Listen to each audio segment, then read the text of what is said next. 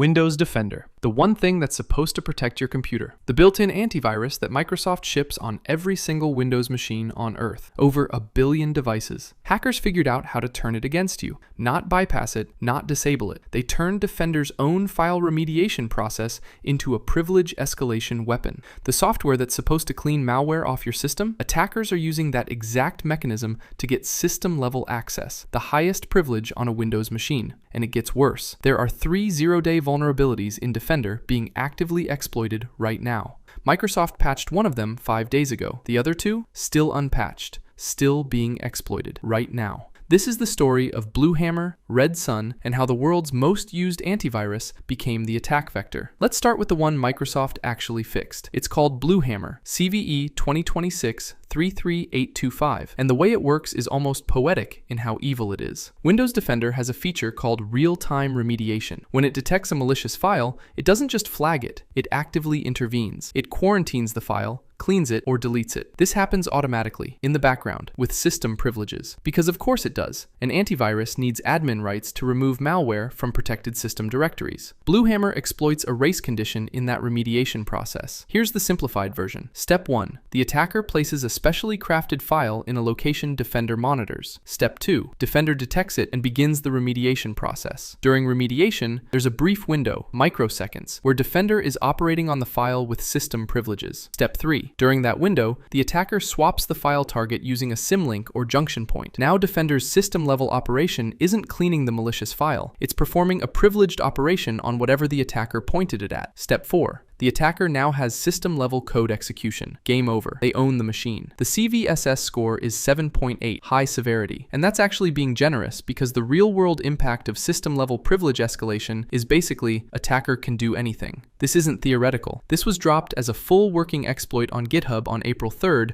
by a researcher going by Chaotic Eclipse. No coordinated disclosure. No responsible reporting to Microsoft first. Just, here's a working exploit. Good luck, everyone. Microsoft didn't patch it until April 14th. That's 11 days where a public working exploit existed for a privilege escalation bug in the world's most common antivirus. Let me explain why race conditions in security software are especially terrifying, because this pattern keeps coming up. A race condition happens when the behavior of a system depends on the timing of uncontrollable events. In software, it's when 2 operations happen in sequence, and an attacker can insert themselves between them. The classic version is called talk to, time of check, time of use. The system checks something. Is this file safe? Then uses it. Okay, I'll remediate it. Between the check and the use, the attacker changes what it refers to. This is an ancient class of vulnerability. Security researchers have known about talk-to bugs since the 1990s. Every operating system's textbook covers them, and yet they keep showing up in production code, including, apparently, Microsoft Defender. Why? Because preventing race conditions in file operations is genuinely hard. The operating system provides the file system API. The antivirus has to use that API, and that API wasn't designed with atomic operations in mind. You can't easily lock a file path in a way that prevents symlink swaps during remediation. Microsoft's fix for BlueHammer was to add validation checks that verify the file target hasn't changed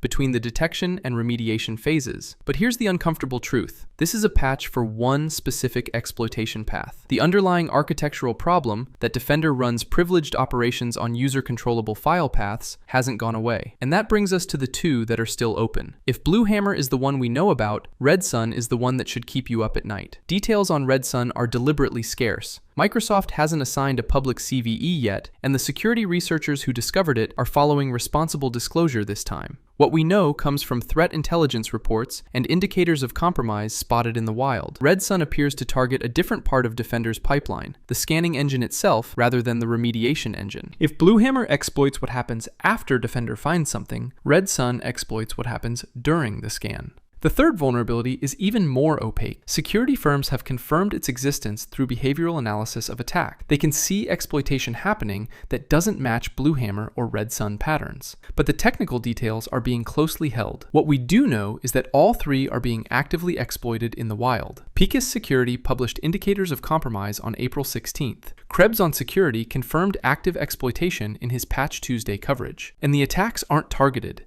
They're broad campaigns hitting corporate networks. Think about what that means. There are 2 unpatched vulnerabilities in Windows Defender, the antivirus that's installed on every Windows PC by default, and attackers are actively using them right now, today. as you're watching this video. Here's the fundamental irony that makes this story so disturbing. The more security software you run, the more attack surface you create. Windows Defender runs with system privileges. It has to. You can't clean malware without admin rights. But that means any vulnerability in Defender isn't just a regular bug. It's a privilege escalation vector built into every Windows installation on the planet. This isn't a new insight. For years, security researchers have argued that antivirus software is itself a massive attack surface. Tavis Ormandy at Google's Project Zero has been finding critical bugs in every major antivirus product for over a decade. His argument is simple. Antivirus software parses every file format, every archive type, every executable, all at the highest privilege level. It's the ultimate target. And it's not just Defender. In the last 3 years, critical vulnerabilities have been found in Norton, McAfee, Kaspersky, CrowdStrike, and virtually every other endpoint security product. Remember the CrowdStrike outage in July 2024 that bricked 8.5 million Windows machines? That wasn't even a security bug. It was a bad content update. Imagine what a targeted exploit could do. The BlueHammer story adds another layer to this irony. The exploit was published on GitHub, a Microsoft-owned platform, by a researcher who apparently decided that public disclosure was more effective than working with Microsoft.